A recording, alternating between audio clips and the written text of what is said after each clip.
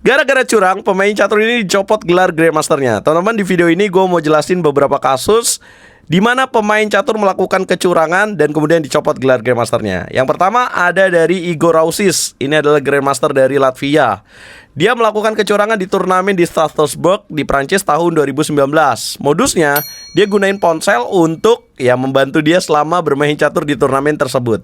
Caranya gimana sih? Jadi misalkan kalau kita main catur klasik tuh ada giliran lawan melangkah dan lu pengen pergi ke toilet, boleh tuh teman-teman. Nah, di sanalah Igor Rausis menaruh HP-nya untuk bantuan selama dia bermain catur. Gara-gara ini, Igor Rausis dicabut gelar Grandmasternya oleh FIDE, Federasi Catur Internasional, dan dia dilarang bermain selama 6 tahun.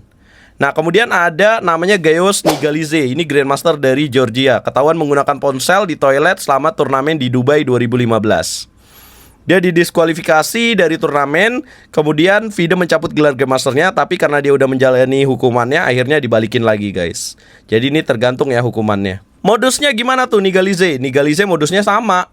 Nah, itulah beberapa kasus yang akhirnya pemain catur dicopot gelarnya.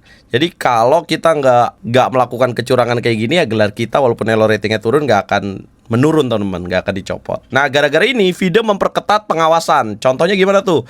FIDE akhirnya menggunakan peraturan detektor logam. Jadi kalau kita mau masuk ke ruangan pertandingan, sama seperti kayak kita masuk ke tempat-tempat elit lah gitu. Kita dicek, guys. Kemudian ada juga yang kedua, penundaan siaran langsung, delay broadcast, agar pemain tidak bisa menerima bantuan dari luar. Karena kalau misalkan kita live streaming catur terus sama-sama gitu ya waktunya, nanti dia bisa dapat bantuan dari luar.